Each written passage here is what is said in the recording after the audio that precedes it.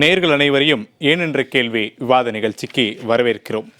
இன்று நாம் விவாதத்திற்கு எடுத்திருக்கூடிய தலைப்பு என்பது தமிழகத்தில் அதிகரிக்கும் கொலை குற்றங்கள், கொதிப்பில் மக்கள், உறக்கத்தில் திமுக அரசு. திமுக தலைமையிலான அரசு தமிழகத்தில் ஆட்சி பொறுப்பேற்றது முதலே இப்போது வரை தமிழக மக்கள் சொல்லனா முடியாத துயரத்தில் தான் இருக்கிறார்கள். அது பல கோணங்களில். ஒரு பக்கம் சட்டம் ஒழுங்கு சீர்கெட்டு இருக்கிறது, மற்றொரு பக்கம் எங்கு பார்த்தாலும் கொலை, கொள்ளை இப்படியான விஷயங்கள் நாள்தோறும் அரங்கேறிக் கொண்டேதான் இருக்கிறது. ஒவ்வொரு நாளும் அதிகாலை பொழுதில் செய்தித்தாள்களை திருப்பி பார்க்கும்போது ஒவ்வொரு பக்கத்திலும் இது போன்ற சம்பவங்கள் பதிவு செய்யப்படுகிறது. தமிழக காவல்துறை என்ன செய்கிறது? தமிழக காவல்துறையை கட்டுப்படுத்த வேண்டிய, முக்கியமாக அவர்களை வைத்து சட்டம் ஒழுங்கை பராமரிக்க வேண்டிய தமிழ்நாடு அரசு என்ன செய்து கொண்டிருக்கிறது? இதனைத்தான் தலைப்பிலே குறிப்பிட்டிருக்கிறோம். உறக்கத்தில் இருக்கிறதா திமுக அரசு? இதற்கான சில சம்பவங்களை சுட்டிக்காட்டி விடலாம். அதில் முக்கியமான சம்பவம் என்பது மயிலாடுதுறையில் இரட்டை கொலை சம்பவம். அவர்களுடைய பகுதிகளில் நடைபெற்றக்கூடிய கள்ளசாராய சம்பவத்தை தட்டி கேட்டதற்காக இருவர் படுகொலை செய்யப்பட்டிருக்கிறார்கள். தமிழக காவல்துறையோ இதற்கு இருதரப்பில் இருக்கக்கூடிய முந்தைய பகைமைதான் காரணம் என்று சொல்கிறார்கள். சமீபத்தில் தலைநகர் சென்னையில் இளைஞர் ஒருவர் கஞ்சா வியாபாரியை தட்டி கேட்டதற்கு அவர் அதிகாலை நேரத்தில் ஓட ஓட வெட்டி படுகொலை செய்யப்பட்டார்.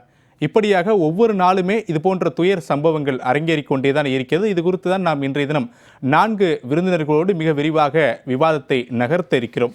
முன்னதாக விருந்தினர்களை வரவேற்று விடலாம். மூத்த பத்திரிகையாளர் துரைக்கருணா மற்றும் ஓய்வு பெற்ற காவல்துறை அதிகாரி ராஜாராம், உங்கள் இருவரையும் நான் நிகழ்ச்சிக்கு வரவேற்கிறேன் சார். அரசியல் விமர்சகர்கள் வாசுதேவன் மற்றும் ராமநாதன், உங்கள் இருவரையும் நான் நிகழ்ச்சிக்கு வரவேற்கிறேன். முன்னதாக தமிழகத்தில் சட்டம் ஒழுங்கு சீர்கெட்டு கிடக்கக்கூடிய நிலையில் அஇஅதிமுக பொதுச் செயலாளர் திருமதி வி.கே. சசிகலா அம்மையார் அவர்கள் கூட இன்றைய தினம் இந்த மயிலாடுதுறை சம்பவத்தை கண்டித்து ஒரு கடுமையான கண்டன அறிக்கைகளை பதிவு செய்திருந்தார்கள். முக்கியமாக விளம்பர ஆட்சியினுடைய அஜாக்கிரதையால் தான் இந்த 2 உயிர்கள் பறிபோயிருக்கிறது அப்படின்ற முக்கியமான குற்றச்சாட்டை முன்வைத்திருக்கிறார்கள். திமுக தலைமையிலான இந்த விளம்பர ஆட்சியினுடைய கோரப்பிடியிலிருந்து தமிழக மக்களை விடுவிக்கும் காலம் வெகு தொலைவில் இல்லை என்பதையும் அவருடைய அறிக்கையில் பதிவு செய்திருக்கிறார். இது குறித்தும் நாம் பேசலாம். தொடக்கத்தில் துரைக்கருணா சாரோடு. சார், தமிழகத்தில் இது போன்ற எத்தனையோ நிகழ்ச்சிகளை ஜெயா பிளஸும் நடத்தியிருக்கிறது. நீங்களும் ஜெயா பிளஸில் பங்கேற்று இந்த சட்டம் ஒழுங்கு விவகாரங்கள் தொடர்பாக பல கருத்துக்களை தெரிவிச்சுட்டு வரீங்க. ஆனால் இது குறைந்த பாடு இல்லை. ஏன்னா ஒவ்வொரு நாளுமே தமிழகத்தில் புதுசாக கொலைகள், அதே போல் இது போன்ற கஞ்சா வியாபாரிகள் இருக்கட்டும், இப்படி தட்டி கேட்பவர்கள் எல்லாம் கொலை செய்யப்படுகிறார்கள். தமிழகத்தினுடைய சட்டம் ஒழுங்கு மிக மோசமான நிலைக்கு சென்று விட்டதா? எப்படி பார்க்குறீங்க உங்களுடைய முதற்கட்ட பார்வை? இல்லை, இந்த ஆட்சியினுடைய அவலம், சட்டம் ஒழுங்கு சீர்குலைவு, இதை பார்க்கறதுக்கு முன்னாடி கடந்த காலங்களில் சுதந்திரத்திற்கு பிறகு தமிழகத்தில் நடைபெற்ற ஆட்சி அதிகாரத்தின் போது, மற்றவர்கள் ஆட்சி செலுத்திய போது எந்த மாதிரி இருந்தது என்னங்கிறத நம்ம பார்க்கலாம். பெருந்தலைவர் காமராஜர் ஆட்சி காலமானாலும் சரி, அதை தொடர்ந்து பேரறிஞர் அண்ணா ஆட்சி காலமானாலும் அவருடைய எழுச்சியாக புரட்சித் தலைவர் எம்ஜிஆர், புரட்சித் தலைவி அம்மா செல்வி ஜெயலலிதா ஆகியோருடைய ஆட்சி காலங்களில் இந்த காவல்துறையில் அரசியல் தலையீடு என்பதே அறவே இருக்காது. அப்படி அரசியல் தலையீடு இல்லாத பட்சத்தில் தான் சட்டம் ஒழுங்கு சரியாக இருக்கும்.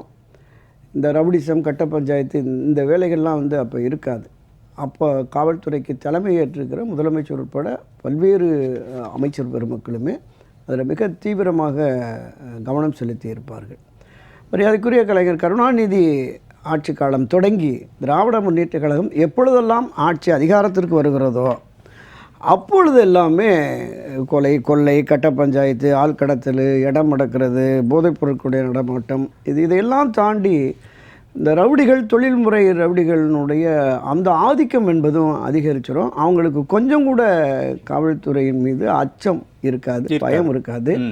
நேரடியாக காவலர்களை மிரட்டுவது, காவல் நிலையங்களுக்கே சென்று அவர்களை மிரட்டுவது, தன் கட்சிக்காரர்களை ஒரு விசாரணைக்காக அழைத்து சென்றால் கூட அவங்கள மிரட்டி அழைச்சிட்டு வருது, இது மாதிரி அவ்வப்போது பல நிகழ்வுகள் இருக்கும். அதனுடைய நீட்சியாக தான் இப்போ நான் பார்க்குறோம். கடந்த 10 ஆண்டுகளாக அண்ணா திராவிட முன்னேற்ற கழக ஆட்சி நடைபெற்ற போது, அதற்கு முன்பு நான் குறிப்பிட்டது மாதிரி புரட்சித் தலைவர் எம்ஜிஆர், அம்மா செல்வி ஜெயலலிதா காலத்தில் நடைபெற்ற அந்த ஆட்சிகளின் போது நடந்த அந்த சம்பவங்கள்லாம் பார்த்தோம்.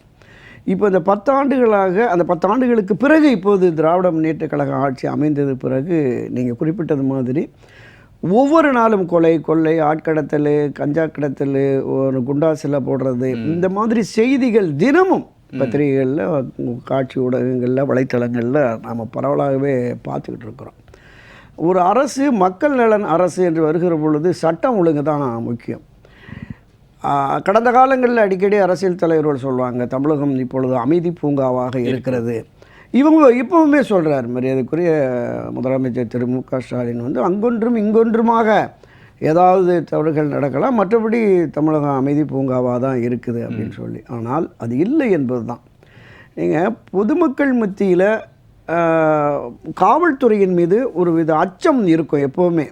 அதுதான் நீங்கள் ஒரு 1000 பேர் கூட்டம், ஒரு 4 காவலர்கள் இருந்தால் அந்த 1000 பேரை அவங்களால அளக்க முடியும். கடந்த காலங்களில் அந்த லட்சியம் வச்சுக்கிட்டு அவங்க நடந்து போகிற போதே கட்டுப்படுவார்கள். ஆனால் இன்றைக்கி அப்படி இல்லை. இந்த 4 பேர் இடம் 40 பேர் 400 பேர் இருந்தாலும் கட்டுப்படுத்த முடியாத ஒரு நிலை இருக்கிறது. இளைஞர்கள் மத்தியில் இந்த போதை பழக்கம் அதிகமானதனுடைய விளைவு யாரையும் எதிர்த்து கேள்வி கேட்கலாம், யாருக்கு எதிராகவும் நான் செயல்படுகிறோம் அப்படிங்கிற ஒரு போக்கு வந்தது. அதனால தான் காவல்துறையில் ஒரு எஸ்பி பெண் ஆய்வாளர் அவங்கள போய் அவங்க ஒரு பாலியல் சீண்டல் அல்லது அவங்க முடிய பிடிச்சி இழுத்து தாக்குறது, பெண் காவலர்களை பாலியல் சீண்டல் நடக்கிறது. இது ஒரு மிக கொடுமையான விஷயமாக தான் நான் பார்க்குறேன். ஒரு எஸ்ஐ அடித்து மண்டை உடைக்கிறாங்க. ஒரு அமைச்சருடைய உதவியாளர், ஒரு சார்ஜெண்டை பேரே சொல்லலாம், அனிதா ராதாகிருஷ்ணன், ஒரு அமைச்சருடைய உதவியாளர், நீங்கள் பார்த்துருப்பீங்க. அவரை கை நீட்டி அடிக்கிறார். அவர் புகார் கொடுத்தா காம்ப்ரமைஸ் பேசி அவங்க வாபஸ் வாங்க சொல்கிறாங்க, பிரச்சனையை முடிக்கிறாங்க. நீங்கள் தவறு செய்தவர்கள் மீது நடவடிக்கை எடுத்தால்தான் அடுத்தடுத்து தவறு செய்ய மாட்டார்கள், செய்வதற்கான ஒரு பயம் வரும்.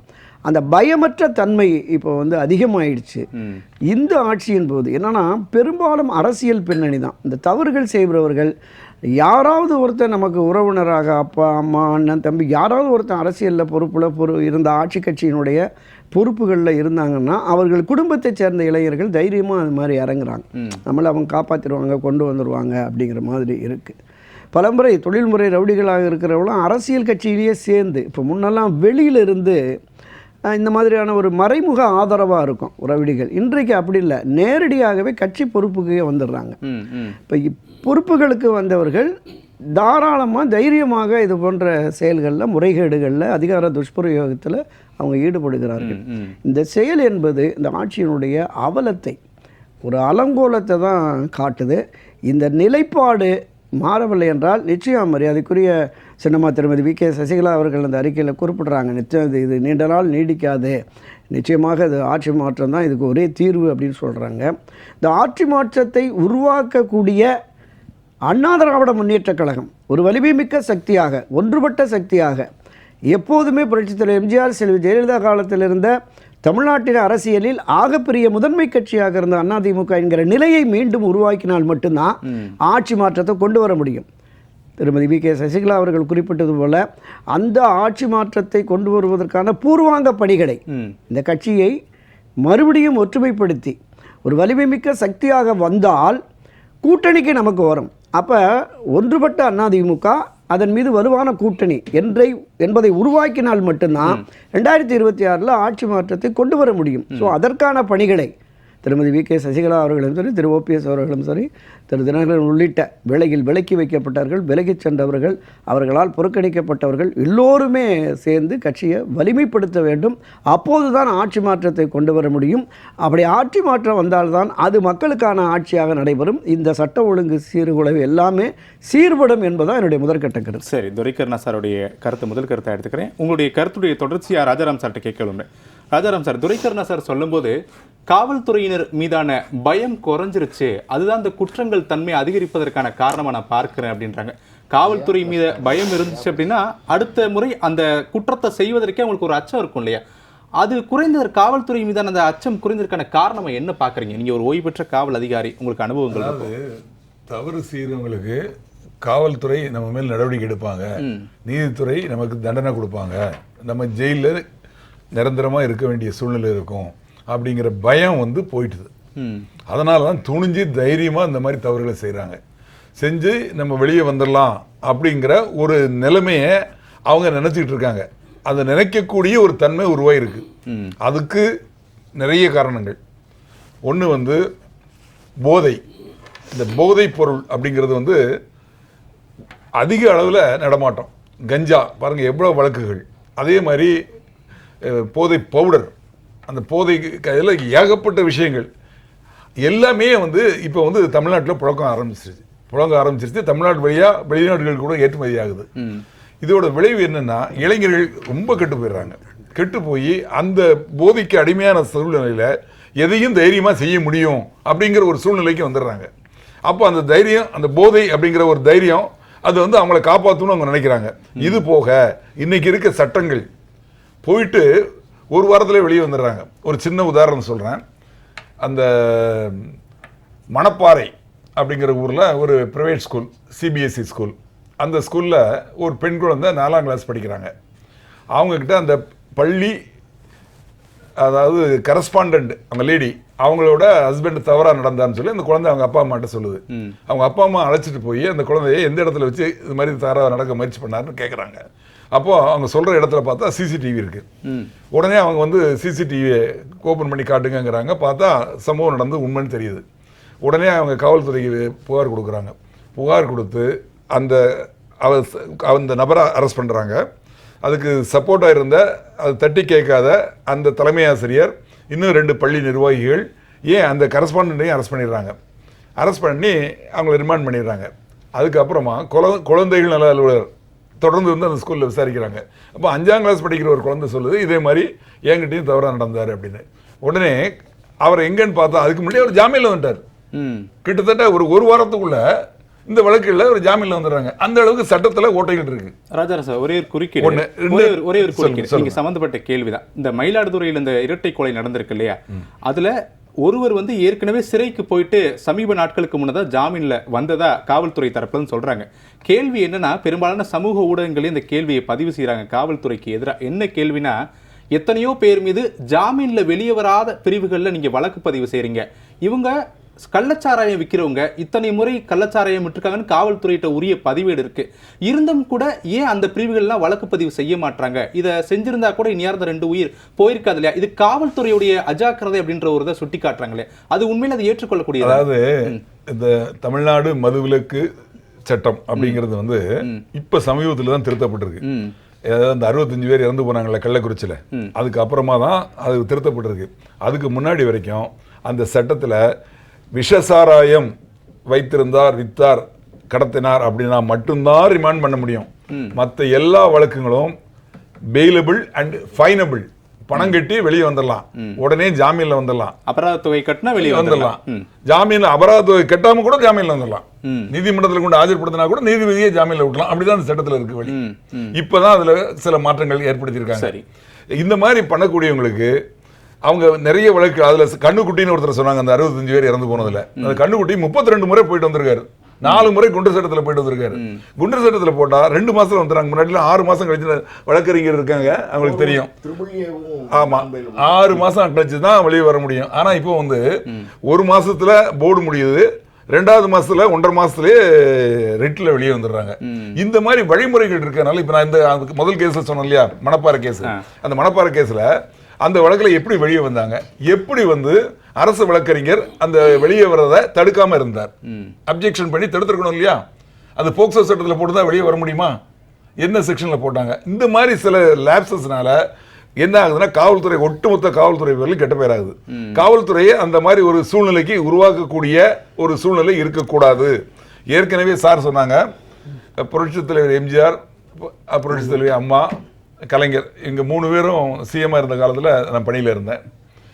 அப்போது எம்ஜிஆர் அவங்க வந்து சிஎம் ஆன உடனே முதல்ல அறிக்கை என்ன தெரியுமா?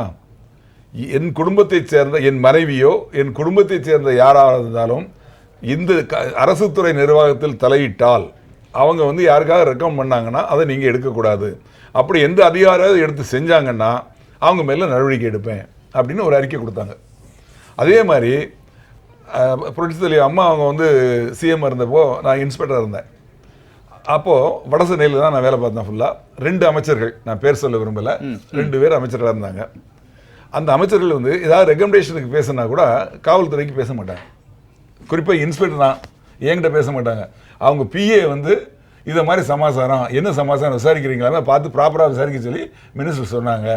ஏன்னா இது சிஎம் இலாக்கா, நாங்கள் தலையிடக்கூடாது, அவங்களுக்கு போயிடும் அப்படின்னு அந்த பயம் அமைச்சர்களுக்கே இருக்கு.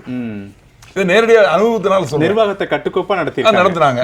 அதே மாதிரி தண்டனைகள் இப்போ நான் நடந்தது அங்கே வந்து ஒரு 30 பேருக்கு கொலை குற்றவாளிகளுக்கு ஆயுள் தண்டனை வாங்கி கொடுத்தேன். அதுக்கு சிஎம் கோல்டு மெடல் கொடுத்தாங்க. அப்போது ஒரு கொலை நடந்ததுன்னா கிட்டத்தட்ட 30 நாள் 40 நாளுக்குள்ளே சார்ஜ் ஷீட் போட்டுருவோம். போட்டு அந்த கேஸ் ஒரு 90 நாளுக்குள்ள 3 மாசத்துக்குள்ள முடிஞ்சிடும். அதனால அந்த சம்பவத்தை பார்த்த சாட்சிகளும் பாதிக்கப்பட்டவர்களும் அந்த நினைவுகள் வந்து அப்படியே மனசுல பசுமையா இருக்கும். கோர்ட்ல வந்து அவங்க கரெக்டா சாட்சிகள் சொல்லுவாங்க. அப்போ அந்த மாதிரி ஒரு சூழ்நிலை இருந்து இப்போ அந்த அளவுக்கு இருக்கா அப்படிங்கிறத நிச்சயமா ஆராயணும்.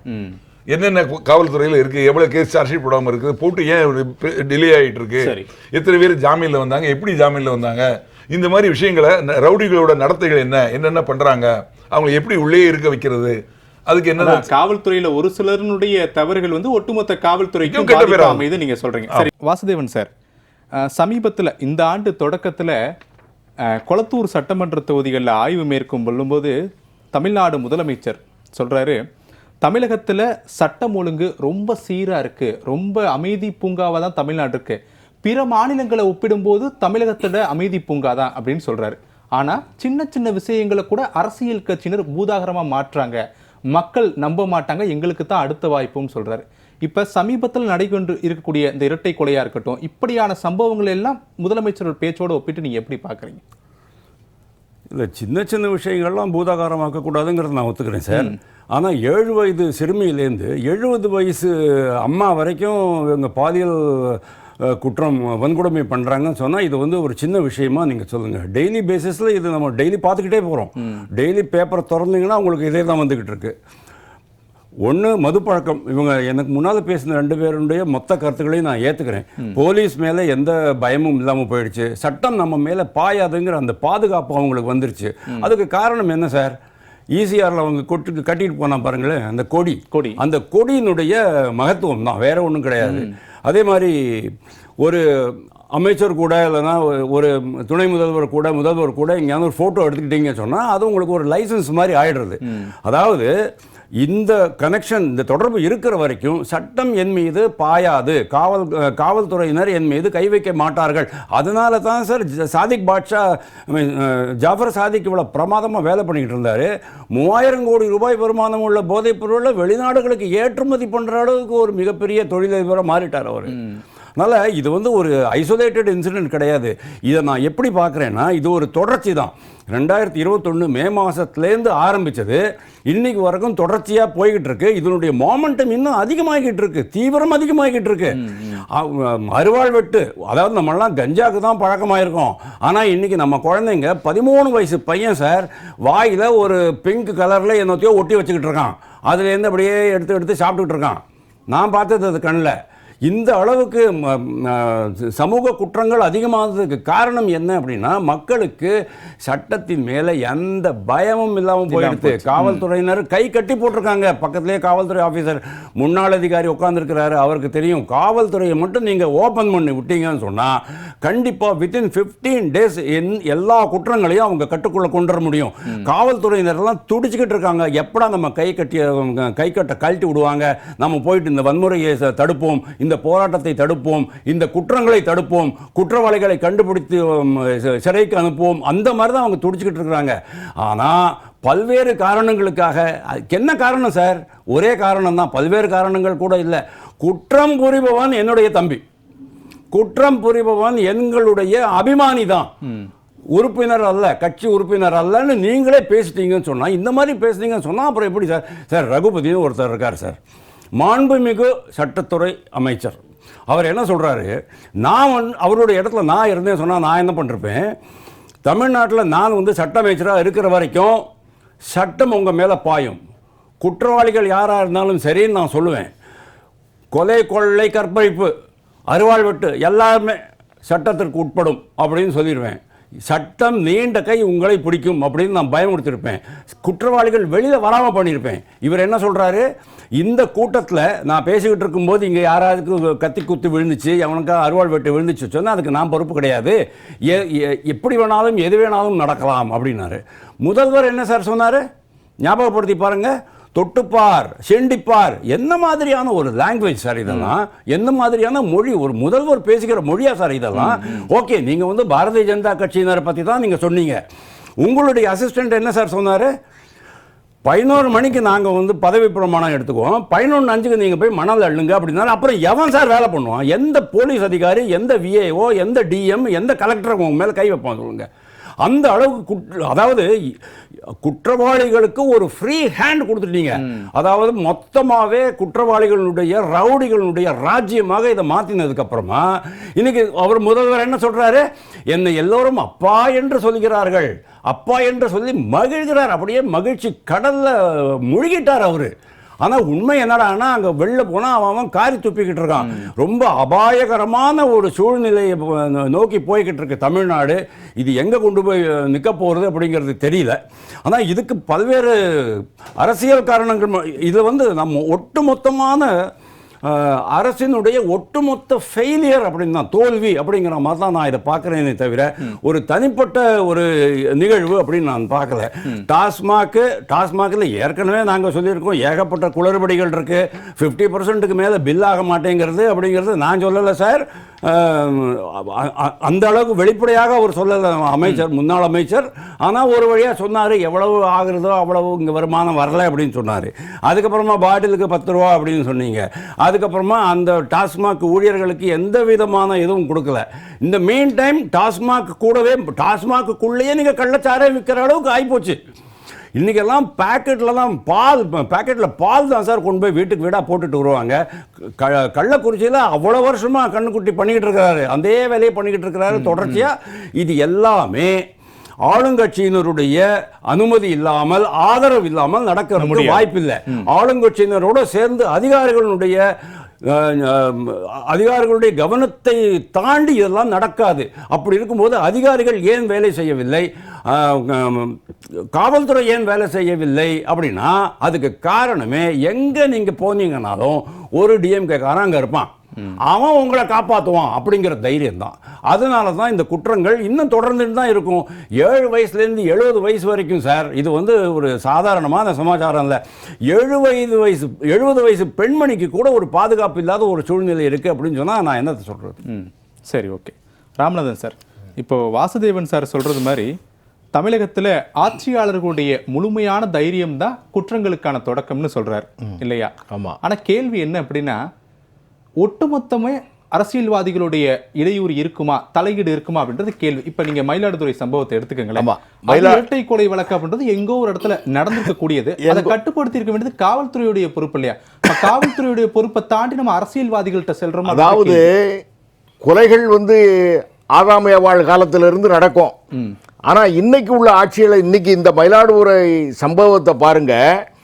ஏற்கனவே சாராய வழக்கில் உள்ளே போயிட்டு வந்தவர் மறுபடியும் அந்த இவர்களுடைய பகுதியில் மறுபடியும் வந்து சாராயம் விற்கிறாரு. சாராயம் விற்றதை இந்த 2 இளைஞர்கள் போய் தடுக்கிறாங்க, தட்டி கேட்குறாங்க.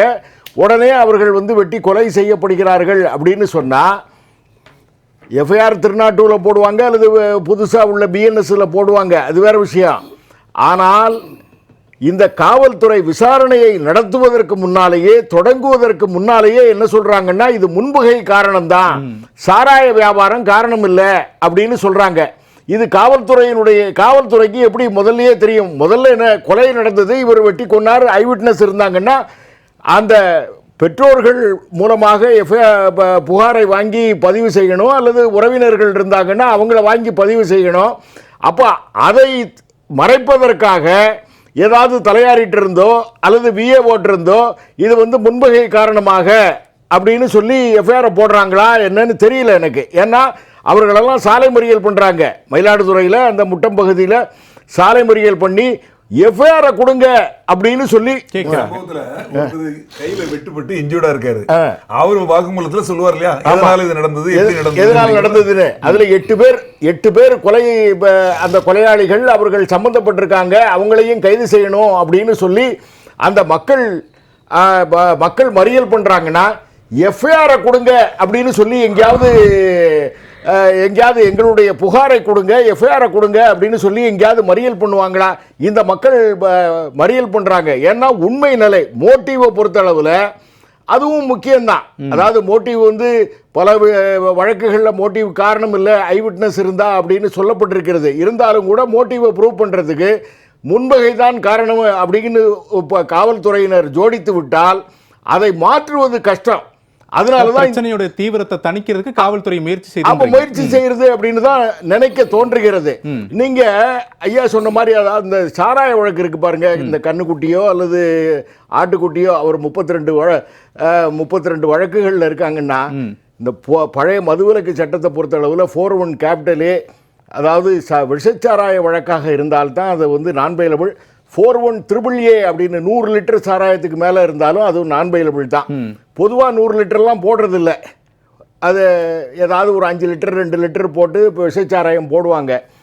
அதில் பெயிலில் வெளியில் வந்ததற்கு பின்னால் அவங்க லேபுக்கு அனுப்பணும், விஷச்சாராயம்னு ப்ரூவ் பண்ணணும், உறுதிப்படுத்தணும். அதனால பொதுவாக காவல்துறையினர் என்ன செய்யறாங்கன்னா 4-1 ஸ்மால் ஏவை போட்டு ஃபைனை கட்டி முடிச்சிருவாங்க. அந்த வழக்கம் அவர்களுக்கு காவல் நிலையத்திலிருந்து ஒரு கேஸ் டிஸ்போஸ்டு, நீதிமன்றத்திற்கும் ஒரு வழக்கு முடிவுற்றதாக கருதப்படும். நீங்கள் சொன்னீங்களே, அதாவது அங்கொன்றும் இங்கொன்றுமாக நடக்கிறது உண்மைதான்.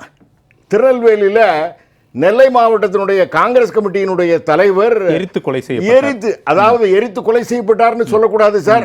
ஏன்னா அவர் அந்த வயரையெல்லாம் வைத்து தீ எறிந்த மாதிரியே அவர் கிடந்தார். அவரே கையை கட்டி கொண்டு, அவரே உடம்பு முழுவதும் அந்த வயரை வைத்து கையை கட்டி கொண்டு, அவரே எங்கேயோ தீப்பெட்டியை வாங்கி கொளுத்தி கொண்டு இறந்து போனார் அப்படின்னு நம்ம நம்பணும். அதே மாதிரி ஒரு நெல்லை மாவட்டத்தில் இருந்தாங்கன்னா, ஐயா ஊருக்கு பக்கத்தில் அந்த முக்குடல் பாப்பாக்குடிக்கு பக்கத்தில் அந்த முக்குடல் ஸ்டேஷனில் வேலை பார்க்கக்கூடிய எஸ்ஐ வீட்டில் வெடிகுண்டு வீசுறாங்க, பெட்ரோல் குண்டு வீசுறாங்க. அது யூடியூப்லாம் வருது. பெட்ரோல் குண்டு, ஒரு எஸ்ஐனா பயப்படுவாங்க, இன்ஸ்பெக்டர்னா பயப்படுவாங்க அப்படின்னு தான் நம்ம வந்து பார்த்துருக்கோம், கேள்விப்பட்டிருக்கோம். அந்த முக்குடல் ஸ்டேஷனுடைய எஸ்ஐ வீட்டில் நம்ம என்ன நம்பணும்? அந்த எஸ்ஐயே ஏற்பாடு செய்து அவர் வீட்டில் இல்லாத போது ஏதோ ரவுடிகளை விட்டு அவர்கள் வந்து பெட்ரோல் பாம்பு போட்டாங்க, வெடிகுண்டு பாம்பு போட்டாங்க அப்படின்னு தான் நம்ம நம்பணும். ஏன்னா சிவகங்கையில் ஒரு எஸ்ஐ பரமக்குடி சோமங்கலமோ சோமநாதபுரம் ஸ்டேஷனில் ஒரு விடுதலை சிறுத்தைகளுடைய நிர்வாகி மேலே புகார் கொடுக்குறாங்க. இவர் இந்த மாதிரி பெண் காவல் ஆய்வாளர் புகார் கொடுக்குறாங்க. அதுல பேப்பர்லாம் வந்தது, இவர் மேல நடவடிக்கை எடுக்கணும் அப்படின்னு வந்தது. என்னவோ 2 நாள் 3 நாள் கழிச்சு அந்த அந்த டிஎஸ்பி எஸ்பி எல்லாம் சேர்ந்து பல்டி அடிச்சு பணியிட மாறுதலுக்காக நாங்க அவருக்கு நோட்டீஸ் அந்த எஸ்ஐ மேலதான் தப்பு, அவரே உடையை கிழித்து கொண்டார், அவரே ஈவ்டீசிங்கில் ஈடுபட்டார் அப்படின்னு நம்ம நம்பணும். நம்புறீங்களா? நிச்சயமா அப்படிதான் நம்பணும். நம்ம இங்க யார் அந்த சார்னு சென்னையில கேட்டாங்களே, உடனே அதாவது அந்த குற்றம் நடந்து அந்த அக்யூஸை கஸ்டடி கூட எடுக்கல, அதற்குள்ளாக சென்னை மாநகர காவல்துறை ஆணையாளர் என்ன சொன்னார்னா, ஒரே ஒரு சார் அது ஞானசேகரன் தான் அப்படின்னு சொன்னார். இந்த கஸ்டடி விசாரணை முடிவு தொடங்கவே இல்லை. ஏதோ அரெஸ்ட் பண்ணியிருப்பாங்க போல் இருக்கு, ரிமாண்டு கூட பண்ணாங்களா என்னன்னு தெரியல. ரிமாண்டு பண்றதுக்கு முன்னாலேயே, அந்த கஸ்டடி எடுப்பதற்கு முன்னாலேயே ஒரே ஒரு சார் ஞானசேகரன் தான், 2வது சார் கிடையாது அப்படின்னு சொன்னாங்க. உயர்நீதிமன்றமே அதில் குட்டு வச்சது. சரி, உயர்நீதிமன்றம் அதில் வந்து ஒரு ஸ்டிச்சர்ஸ் பாஸ் பண்ணுறாங்கன்னா அரசாங்கத்துக்கு என்ன? அவர் தனிப்பட்ட முறையில் பாதிக்கப்பட்டிருந்தால் அவர் மேல்முறையீடு செய்வதற்கு நிச்சயமாக அவருக்கு உரிமை இருக்கு. ஒரே ஒரு கேள்வி, இப்ப காவல்துறை வந்து ஆட்சியாளர்களை காப்பாத்துதுன்னு நீங்க சொல்ல வரீங்களா, இல்ல ஆட்சியாளர்களே காவல்துறைக்கு அழுத்தம் கொடுத்து எங்க கட்சிக்காரங்களை காப்பாத்துங்கன்றதுக்காக காவல்துறை மூலமே இந்த வாக்குமூலத்தை வெளியே சொல்ல வைக்கிறாங்களா? ரெண்டுமே தான். ஆட்சியாளர்கள் காவல்துறையை கட்டுப்படுத்துகிறார்கள், காவல்துறை ஆட்சியாளர்களுக்கு உதவியாக இருக்கிறது, அனுசரணையாக இருக்கிறது. ரெண்டுமே தான். ஆக்டிவ் வாய்ஸ், பாசிவ் வாய்ஸ் அப்படின்னு சொல்ற மாதிரி, செய்வினை செயற்பாட்டு வினை அப்படின்னு சொல்ற மாதிரி ஆட்சியாளர்கள் நிச்சயமாக இந்த காவல்துறையை கட்டுப்பாடு. புதுக்கோட்டை மாவட்டத்தில் காவல்துறையில் போய் இந்த மாதிரி கனிம வளங்களை கொள்ளையடிக்கிறாங்க அப்படின்னு சொன்னால் அந்த சமூக ஆர்வலர் ஜவஹர் அலி படுகொலை செய்யப்படுகிறார். இங்கே பல்லாவரத்தில் அவர் அந்த மாதிரி ஒரு சமூக ஆர்வலர் ரைட் டு இன்ஃபர்மேஷன் ஆக்டில் ஒரு தகவல்களை வாங்குகிறார், அவர் வந்து படுகொலை செய்யப்படுகிறார். காவல்துறை மரணங்கள் எத்தனை இருக்கு பாருங்க. காவல்துறை மரணங்கள் அப்படின்னு சொன்னா இந்த யாரை காப்பாற்றுவதற்காக இந்த வேலையை செய்யறாங்க அப்படிங்கிறது வந்து நிச்சயமாக விசாரிக்கப்பட வேண்டும். இந்த ஆட்சியாளர்கள் நிச்சயமாக சமூக விரோதிகளுக்கு துணை போகிறார்கள் என்பதுதான் நிச்சயமான உங்களுடைய உண்மை. கருத்தா இருக்கு சார். துரைக்கருணா சார், இன்னைக்கு இந்த இரட்டை கொலை சம்பவம் காலையில தமிழ்நாட்டையே உலுக்கி இருக்கு அந்த சம்பவம் வெளியே வந்த போது. ஆனா திமுக தரப்புல இருந்து ஒரு வீடியோ வெளியிடுறாங்க. தமிழ்நாடு முதலமைச்சர் அதுல ஒரு இருக்கையில் அமர்ந்து பேசுகிறார், கால் மேல் கால் போட்டு அமர்ந்து பேசுகிறார்.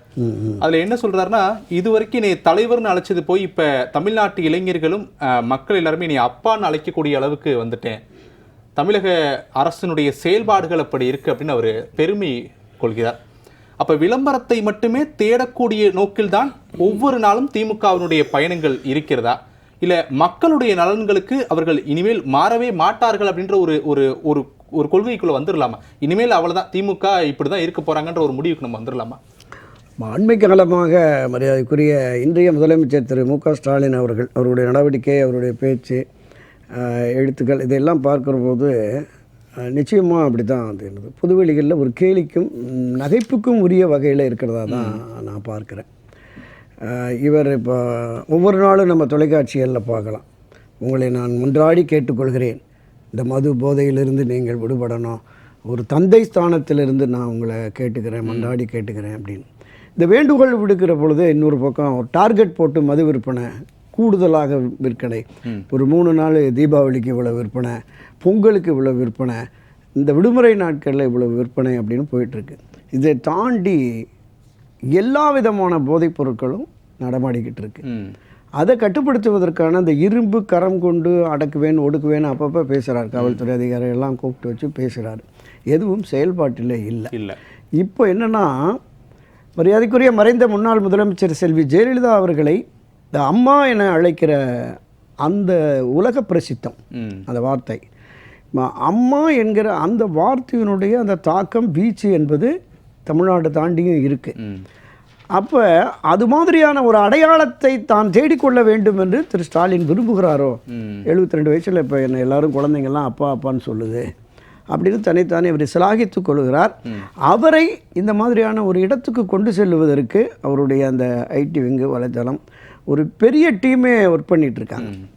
இதனுடைய நோக்கம் என்னன்னு கேட்டிங்கன்னா, மரியாதைக்குரிய அண்ணா திராவிட முன்னேற்ற கழகத்தின் நிறுவனத் தலைவர் புரட்சித் தலைவர் எம்ஜிஆர் அவர்கள் வந்து ஒரு ஹாட்ரிக் வெற்றியை பெற்றார். 77, 80, 84 ஒரு தொடர் வெற்றி.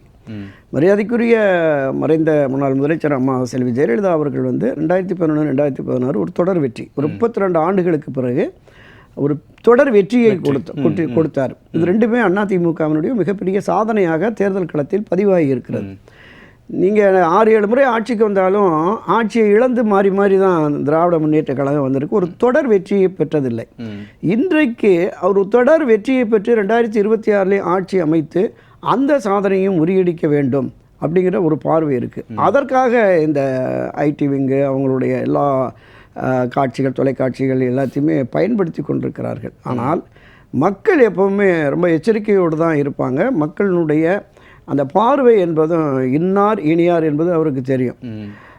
அந்த நம்ம அடிக்கடி ஒரு பழமொழி சொல்லுவாங்கள்ல, மயிலை பார்த்து வான்கோழி சிறகு விரித்து ஆடுவதோ அப்படிங்கிற மாதிரி, இந்த புலி பார்த்து பூனை சூடு போட்டு கொண்டதுங்கிற அதனுடைய அந்த வழியில் தான் இந்த இதை நம்ம பார்ப்போம்.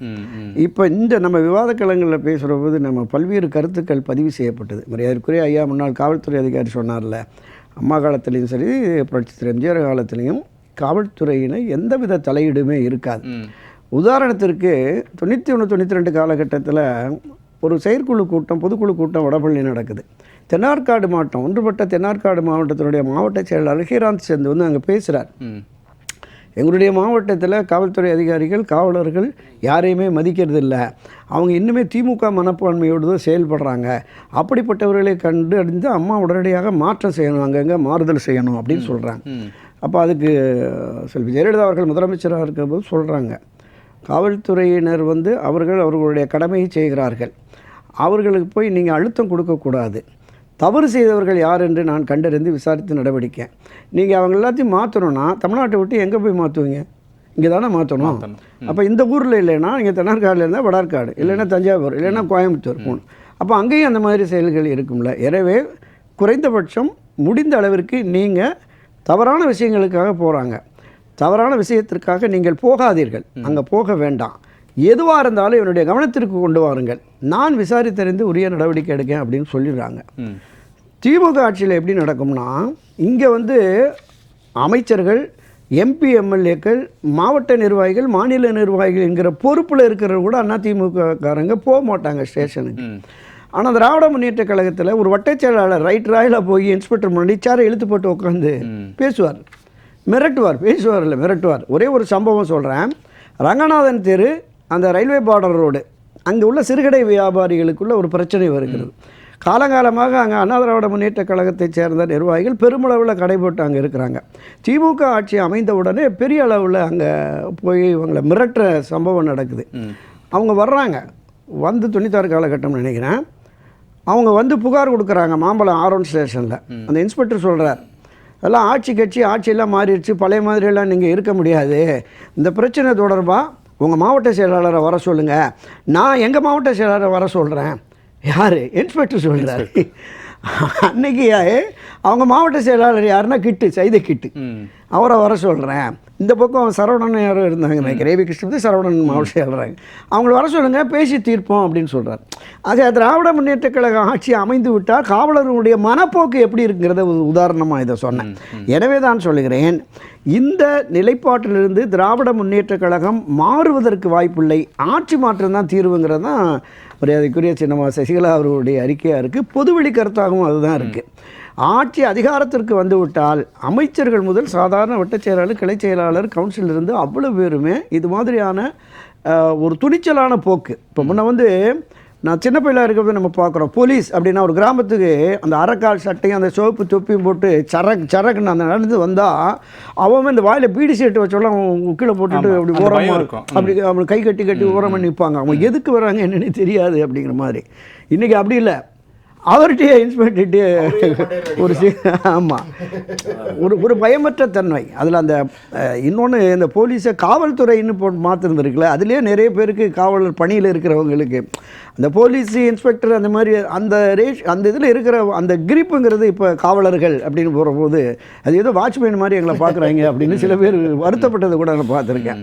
எனவே காவல்துறைக்கு சுதந்திரமாக அவர்கள் கை கட்டப்படக்கூடாது. காவலர்கள் திமுக ஆட்சியினுடைய ஏவலர்களாக செயல்படுகிறார்கள் என்கிற அந்த எதிர்க்கட்சிகளின் குற்றச்சாட்டை தவிர்ப்பதற்காக, மக்களுக்காக, மக்கள் பிரச்சனைக்காக அதற்காக செயல்பட வேண்டும். செயல்படுவார்களா பார்ப்போம். சரி ராஜாராம் சார், சமீபத்தில் நாடாளுமன்றத்தில் கொடுக்கப்பட்ட ஒரு புள்ளி விவரங்களை சுட்டிக்காட்டி நான் உங்கள்கிட்ட ஒரு கேள்விக்கு வரேன். ஒட்டுமொத்தமாக ஒவ்வொரு மாநிலங்களுக்கும் 1 லட்சம் மக்கள் தொகையில் போலீஸோடைய ரேஷியோ என்ன அப்படின்ற விவரங்களை சமீபத்திய அறிக்கைகளில் கொடுத்துருந்தாங்க.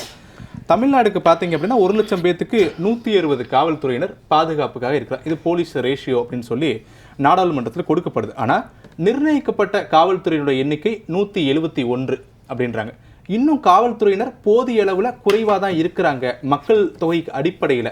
அப்போ இன்னும் காவல்துறையினரை அதிகப்படுத்துறது மூலமாக இந்த சட்டம் ஒழுங்கை கட்டுக்குள்ளே கொண்டு வருவதற்கு வாய்ப்புகள் இருக்கா? ஏன்னா சமீபத்தில் கூட ஒரு காவல்துறை உயர் அதிகாரி சொல்லியிருந்தாங்க, காவல்துறை உதவி ஆய்வாளர்கள் நியமனத்திலேயே முறைகேடு நடக்குதுங்க, இவ்வளவு சிக்கல்கள் எங்ககிட்ட இருக்குங்க அப்படின்ற ஒரு குற்றச்சாட்டே வைக்கிறாங்க. அப்போ காவல்துறை அப்படின்றது ஒரு கட்டுக்கோப்புக்குள்ளே இல்லையா முதலமைச்சர் கையில்? அதாவது தமிழ்நாட்டோட ஜனத்தொகை, மக்கள் தொகை கிட்டத்தட்ட 8 கோடி. அந்த 8 கோடி மக்களுக்கு 1,34,000 காவல் பணியிடங்கள் தான் இருக்கு. அதுலேயும் 10,000 பணியிடங்கள் காலியாக இருக்கு. இந்த ரேஷியோ பார்த்தோம்னா நீங்கள் சொல்கிற ரேஷியோ மாதிரி இல்லை. எவ்வளோ டிஃப்ரென்ஸ் வருதுன்னா கிட்டத்தட்ட 700 பேருக்கு ஒரு காவலருங்கிற சூழ்நிலை தான் இருக்கு. அந்த காவலர்கள்லையும் இந்த 1,34,000 ஃபுல்லாக இருந்தால் கூட அதில் வந்து DSP battalion, Tamil Nadu special police battalion, இது எதுக்காக உருவாக்கப்படுதுன்னா அந்த எம்எஸ்பி, மலபார் ஸ்பெஷல் போலீஸ் அப்படின்னு சொல்லுவாங்க. அது எதுக்காக ஆங்கிலேயர்கள் உருவாக்குனாங்கன்னா, அப்போ வந்து இந்தியா விடுதலை அடையணும்னு சொல்லிட்டு போராட்டம் நடந்தது. அந்த போராட்டத்தில் உள்ளவங்க மொத்தமாக சேர்ந்து ஒரு இடத்துல போராடுறாங்க அப்படின்னா அவங்கள கட்டுப்படுத்துறதுக்காக இந்த போலீஸை கொண்டு வந்து நேரடியாக இறக்கி அவங்கள வந்து அடித்து விரட்டுவாங்க. அதுக்கு தான் அவங்கள வச்சுருந்தாங்க. இப்போ அதை வந்து டிஎஸ்பி, தமிழ்நாடு ஸ்பெஷல் போலீஸ்னு 13 பட்டாலியன் இருக்கு. ஒரு பட்டாலியனில் கிட்டத்தட்ட 1000 பேர் இருக்காங்க. இந்த 1000 பேருக்கும் எந்த பணியும் கிடையாது. அவங்க டெய்லி வந்து லெஃப்ட் அண்ட் ரைட் போட்டு அவங்களுக்கு எங்கே கேம்ப் இருக்கோ அந்த கேம்பில் தான் இருக்கிறாங்க. இப்போ விஐபி பந்தோபஸ்த் அப்படிங்கிறது ஒரு முக்கியமான ஆகிப்போச்சு. ராஜீவ் காந்திங்கிற ஒரு விஐபி தமிழ்நாட்டில் கொலை செய்யப்பட்டார்.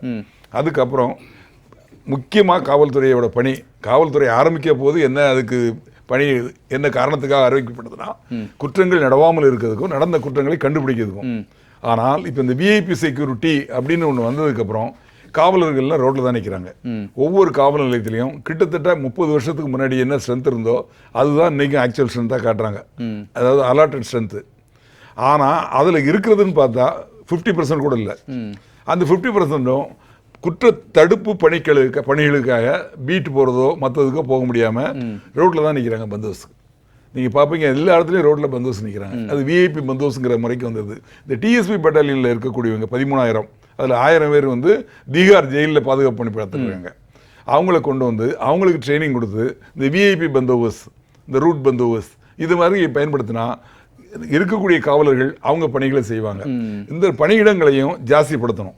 அந்த அளவுக்கு அதாவது மக்கள் தொகைக்கு ஏற்பே இல்லை, ரொம்ப குறைவாக இருக்கு. அது ஒரு காரணம். ரெண்டாவது காவல்துறை அப்படின்னா அந்த காவல்துறை மேலே ஒரு பயம் இருந்தது, ஒரு மரியாதை இருந்தது. இப்போ அதுக்கு கெட்டு போகிறதுக்கு காரணம் என்னென்னா இந்த தவறு செய்கிறவங்களுக்கு வந்த தைரியம். இந்த தைரியத்தை வந்து இப்போ இன்னைக்கு தமிழ்நாட்டை எடுத்துக்கிட்டால் 2-3 குற்றங்கள் தான். ஒன்று வந்து போதைப்பொருள் விற்கிறது, நடமாட்டம், அது ஒன்று. ரெண்டாவது எடுத்துக்கிட்டோம்னா பெண்களுக்கு, அதுவும் சிறுமிகளுக்கு எதிரான பாலியல் குற்றங்கள். இந்த குற்றங்களை வந்து தடுக்கிறதுக்கு நம்ம தைரியமான நடவடிக்கை எடுக்கணும். மூணாவது வந்து சைபர் கிரைம். அந்த நடவடிக்கை தான் யார் எடுப்பா? அதான் சொல்றேன், சைபர் கிரைமை இன்னைக்கு ரிப்போர்ட் ஆகும் 100 கேஸ் ரிப்போர்ட் ஆகுதுன்னா 70லேருந்து 80 கேஸ் சைபர் கிரைம். ஆனால் அதை தடுக்கிறதுக்கோ கண்டுபிடிக்கிறதுக்கோ கட்டமைப்பு நமக்கு இல்லை. அந்த கட்டமைப்பை உருவாக்கணும். ஏன்னா அதுதான் ஜாஸ்தியாக நடக்குது. ரெண்டாவது கலைஞர் வந்து சிஎம்ஆர் இருக்கையில் ஒன்று சொன்னார். அப்போது கள்ளச்சாராய சாவுகள் நிறைய நடந்தது. அப்போ என்ன சொன்னார் அப்படின்னா, சிலர் அதாவது கள்ளச்சாராயம் விற்கக்கூடியவங்களை திருவாசகம் பாடிட்டு இருக்காங்க. அப்போ தேவாரம் சார் வந்து ஏடிஜிபி அவரை வந்து ப்ரொஹிபிஷனுக்கு போடுறாங்க. போட்டுட்டு சொல்றாரு, நீங்கள் திருவாசகம் பாடிட்டு இருக்கீங்க, தேவாரம் வர்றாருவங்க கவனிக்கிறதுக்கு அப்படின்னு சொன்னார். அடுத்தால இன்னொன்று சொன்னார், போலீஸ் துறையோட அந்த குண்டுகள் சாராய பானைகள் மீது பாயும் அப்படின்னு சொன்னார். ஆனால் அந்த அவர் சொன்னதுக்கு அந்த மிரட்டலையே பயந்து போய் கிட்டத்தட்ட குறைஞ்சி போச்சு. இப்போ நமக்கு இருக்கக்கூடியது 2, ஒன்று போதைப் பொருள், ரெண்டாவது வந்து என்னது சிறுமிகளுக்கு இருக்கிறனா பாலியல். இது மாதிரி பண்ணக்கூடியவங்க மேலே காவல்துறை குண்டுகள் பாயும் அப்படின்னு சொன்னாலே பாதி குற்றங்கள் குறையும். சார், என் கேள்வி என்னன்னா, இப்போ சென்னை மாநகர காவல் ஆணையர் பொறுப்பேற்ற உடனே அவர் சொன்னக்கூடிய ப்ரெஸ் மீட்டில் முதல் வார்த்தை, ரவுடிகளுக்கு என்ன மொழி புரியுமோ அந்த மொழியில் நாங்கள் பேசுவோம்னார். ஆனால் சொன்னாலும் கூட அதற்கு பிறகும் சென்னையில் நடக்காத கொலைகள் இல்லை, பாலியல் குற்றங்கள் இல்லை. அப்போ என்ன நினைக்க தோணுது? இப்போ ஒருவேளை காவல்துறை மேல இருந்த பயம், நீங்கள் என்னன்னாலும் சொல்லுங்கள், நாங்கள் என்னன்னாலும் நடப்போம் அப்படின்ற மென்டாலிட்டிக்கு போயிட்டாங்க அப்படின்னு சொல்ல வரீங்க? இல்லை, அதாவது அதில் ஒரு சில விஷயம் சொல்கிறேன். அவங்க வந்தாங்க, வந்ததுக்கு அப்புறம் சென்னையில் ஒரு 3 என்கவுண்டர் நடந்தது. அந்த 3 என்கவுண்டருக்கு அப்புறம் கிட்டத்தட்ட குற்றங்கள்லாம் ஓரளவு கண்ட்ரோல், அதாவது கொலை குற்றங்கள், இந்த ரவுடிகளோட நடவடிக்கைகள் ஓரளவு கட்டுப்பாட்டில் வந்தது. ஆனால் அவர் மீதே நடவடிக்கை எடுக்கணுங்கிற ஒரு சூழ்நிலை வரையில அவர் வந்து ஆஃப் ஆயிடுறாங்க. அப்போ அங்கே ஆஃப் ஆயிட்டாங்கன்னா திருப்பி இவங்க கலந்து எழுத ஆரம்பிக்கிறாங்க. அதுக்காக காவல்துறையிலேருந்து அவர் செஞ்சதெல்லாம் சரின்னு நான் சொல்லலை. ஆனால் சில நடவடிக்கைகள் நம்ம எடுத்தாகணும். அதுக்காக என்கவுண்டரை நான் வந்து நிச்சயமாக ஆதரிக்கலை. என்கவுண்டரை நான் ஆதரிக்கவே இல்லை. அது வந்து என்கவுண்டருங்கிறது ஒரு கொலை, அது நான் ஒத்துக்கிறேன். ஆனால் சில நடவடிக்கைகள், கடுமையான நடவடிக்கைகள் அரசால் எடுக்கப்பட வேண்டும் அப்படிங்கிறதுல எந்த மாற்றமும் கிடையாது. நீதித்துறையும் அதுக்கு உதவி புரிய வேண்டும். கொலை குற்றங்கள் வந்து சார்ஜ் ஷீட் போடணும் அப்படின்னா கெமிக்கல் ரிப்போர்ட் வரணும். கெமிக்கல் லேப் ஒரே லேப் தான் இருக்கு சென்னையில. நான் வரேன் எடுத்துங்க. அந்த மாதிரி அதெல்லாம் வந்து அரசு ஜாஸ்திப்படுத்தணும். அது மாதிரி மகளிர் நீதிமன்றங்கள் அது எல்லா மாவட்டங்களிலும் ஏற்படுத்தப்படணும். சரி, அப்பதான் அந்த வழக்குகளை சீக்கிரமா அவங்களுக்கு தண்டனை கிடைக்கும். ஓகே, அந்த மாதிரி விஷயங்கள்லாம் நிறைய பண்ணும். ஓகே வாசுதேவன் சார், இப்ப நம்ம கிட்ட கடுமையான சட்டங்கள் இருக்கு, காவல்துறையினரும் இருக்கிறாங்க, இருந்தும் இந்த குற்றத்தை தடுப்பதற்கான என்ன காரணம் நீங்க நினைக்கிறீங்க? ரொம்ப சுருக்கமா. இப்ப நீங்க சொன்னக்கூடிய எல்லா குற்றச்சாட்டுகளையும் நிவர்த்தி பண்றதுக்கு ஒரு வழி இருக்கு இல்லையா? அந்த வழியை ஏன் தேட மறுக்கிறாங்க? அதான் என் கேள்வி. அது கரெக்ட் தான். காவல்துறையில் எண்ணிக்கையில் சில இது இருக்குது, ஷார்ட்டேஜ் இருக்குது. நியர் அபவுட் 9,000க்கு மேலே அதிகாரிகள் நியமிக்கப்படவில்லை, காலியிடங்கள் இருக்கின்றன அப்படிங்கிறது ஒரு விஷயம். ஆனால் நம்ம கம்ப்ளைண்ட், ஒரு குற்றம் நடந்தது அப்படின்னு சொன்னால் கம்ப்ளைண்ட் கொடுக்குறாங்க. கம்ப்ளைண்ட் கொடுத்த உடனே வாட் இஸ் த ஆக்ஷன், உங்களுடைய ரெஸ்பான்ஸ் என்னவாக இருக்கும் அப்படின்னா, இங்கே பாருங்கள், அண்ணா நகர்லேயோ ஒரு இடத்துல ஒரு 7 வயது சிறுமிக்கு பாலியல் தொல்லை கொடுத்த உடனே அவங்கள கூட்டிகிட்டு வந்து குற்றம் சாட்டப்பட்டவர் முன்னாலேயே அந்த பெண்ணை விசாரித்து அவங்களுடைய அப்பா அம்மாவுக்கு 2 அடி கொடுத்து வெளியில் அனுப்பி இந்த மாதிரி பண்ணிங்க சொன்னால் யார் உங்களுக்கு குற்றம் உண்மையிலே புகார் கொடுக்க போகிறாங்க? பள்ளிக்கல்வித்துறை அமைச்சர் சொல்கிறாரு, போக்சோவில் வந்து 238 இதுதான் புகார்கள் தான் வந்திருக்கு அப்படிங்கிறாரு. நார்மலி இந்த மாதிரி ஒரு பாலியல் குற்றச்சாட்டு அப்படின்னு சொன்னால் 1:100 அப்படிங்கிற ரேஷியோவில் தான் போகும். அதாவது 238 புகார்கள் தான் வந்திருக்குன்னு சொன்னோன்னா இன்டூ 100 கிட்டத்தட்ட 23,800 நிகழ்வுகள், பாலியல் நிகழ்வுகள் அரசு பள்ளி மாணவிகளுக்கு ஏற்பட்டிருக்கின்றன அப்படிங்கிறது தான் அர்த்தம். அதுலேயும் கூட அவர் சொல்கிறாரு, அதாவது இந்த மாதிரி ஒரு கண்டிஷனில் போலீஸ் ரெஸ்பான்ஸ் கொடுக்காத ஒரு சமயத்தில் குற்றம் நடந்தாலும் கூட அது வந்து உங்களுக்கு இது இல்லாமல் போயிடும். நான் ஒரு விஷயம் பார்க்குறேன் சார், நீங்கள் வந்து கிரைம் டேட்டா இன் தமிழ்நாடு அப்படின்னு போட்டிங்கன்னு சொன்னால் 2020 வரை 2021 வருது. 2022 அப்புறம் ஒன்றுமே வர மாட்டேங்கிறது. அதுக்கப்புறமா வந்து நேஷனல் கிரைம் பியூரோ ரிப்போர்ட்டிங்கில் கொஞ்சம் பார்த்தீங்கன்னு சொன்னால் அதில் ஓரளவுக்கு தான் வருதே தவிர ஒட்டுமொத்தமாக வரமாட்டேங்கிறது. அதனால் இந்த காவல்துறை அப்படிங்கிறது ஒன்று, காவல்துறையே நீங்கள் தான் கேட்டுட்டு இருந்தீங்க. அருண் வந்து அந்த மாதிரி சொன்னார், அவர்களுடைய மொழியிலேயே நாங்கள் பதில் அளிப்போம் அப்படின்னு சொன்னார். பட் அதே அருண் தான் இதில் வந்து குற்றம் சாட்டப்பட்டவர் ஒருத்தர் தான் அப்படின்ட்டு திசை திருப்ப முயற்சியில் அவர் ஈடுபடுறாரு. அப்படி இருக்கும்போது உங்களுக்கு வந்து காவல்துறை எப்படி வேலை பண்ண முடியும் அப்படிங்கிறது தான் ஒரு முக்கியமான சமாச்சாரமாக இருக்குது. இப்போது இந்த அரசு என்ன பண்ணுறது, இது வரைக்கும் என்ன பண்ணுறது அப்படின்னு சொன்னால், எங்கெங்க அதாவது தமிழ்நாட்டை பொறுத்த வரைக்கும் 2022 ஒரு முறை அதிகாரிகள் மாற்றங்கள், அதுக்கப்புறமா 2023 2 முறை அதிகாரிகள் மாற்றங்கள், 2024 2 முறை மாற்றங்கள், 2025 ஒரு முறை மாற்றம். இப்போ அதே மாதிரி தான் ஐபிஎஸ் ஆஃபீஸர்ஸ் எல்லாம் இஷ்டத்துக்கு கள்ளக்குறிச்சி சம்பவம் நடந்த உடனே, அந்த சிறுதாவூர் சம்பவம் நடந்த உடனே, கன்னியாகுமரி சம்பவம் நடந்த உடனே இதெல்லாமே வந்து உடனே மாறி போட்டுடுறாங்களே தவிர அந்த வழக்குகளை லாஜிக்கல் கன்க்ளூஷனுக்கு கொண்டு போகிறதே கிடையாது. இந்த மாதிரி துறை சார்ந்தவர்களை நீங்கள் வந்து மாற்றிக்கிட்டே இருந்தீங்கன்னு சொன்னால், ஃபார் எக்ஸாம்பிள் கல்வித்துறை, சுகாதாரத்துறை, சென்னை கார்ப்பரேஷன் கமிஷனருங்கிற பதவி, இதெல்லாம் ரொம்ப பெரிய பதவிகள். ஏன்னா இங்கெல்லாம் அரசனுடைய கொள்கை வந்து தொடர்ச்சியாக நடக்க வேண்டிய ஒரு சமாச்சாரம். இங்கெல்லாம் ஒரு துறையிலையும் ஒரு வருஷத்துக்கு இல்லைன்னா 10 மாதத்துக்கு கீழே ஒருத்தரை நீங்கள் நியமிக்கிறீங்க, அவரை டிரான்ஸ்ஃபர் பண்ணுறீங்கன்னு சொன்னால் அப்புறம் எப்படி உங்களுக்கு அந்த ஒரு தொடர்ச்சி, நிர்வாகத்தினுடைய தொடர்ச்சி எப்படி இருக்கும் அப்படிங்கிறது ஒரு மிகப்பெரிய கேள்வி. இதுதான் இவங்க பண்ணுறாங்க. அதாவது கலெக்டர்கள் மாற்றிடுவோம், மற்ற ஐஏஎஸ் ஆஃபீஸர் மாற்றிடுவோம், மற்ற துறைகள் அதிகாரிகள் மாற்றிடுவோம், போலீஸ் ஆஃபீஸர்ஸையும் மாற்றிடுவோம், அவ்வளோதானே பார்க்குறாங்களே தவிர. ஃபார் எக்ஸாம்பிள் இவர் ராதாகிருஷ்ணன் பாருங்கள், சுகாதாரத்துறையில் 4வது முறையாக வராரு. இவர் பீட்டர் அந்தோணிசாமின்னு சொல்லிட்டு அந்த செக்ரட்டரியேட் அசோசியேஷனுடைய பாஸ்ட் பிரசிடென்ட்னு நினைக்கிறேன், அவர் வந்து ரொம்ப கிளியராக சொல்கிறாரு, ஒரு அதிகாரியை அந்த இடத்திலிருந்து மாற்றி 3 மாதத்திற்கு பிறகு மீண்டும் அதே இடத்திற்கு திரும்ப மாற்றுவதற்கு என்ன அவசியம் ஏற்படுகிறது அப்படின்னா என்ன அர்த்தம்? அந்த 3 மாதத்துல நீங்கள் ஏதோ பண்ண ஆரம்பிச்சிங்க, அந்த அதிகாரி இருந்தால் அதுக்கு முட்டுக்கட்டையாக இருப்பார் அப்படிங்கிற மாதிரி தான் நம்ம யோசிக்க வேண்டியதாக இருக்குது.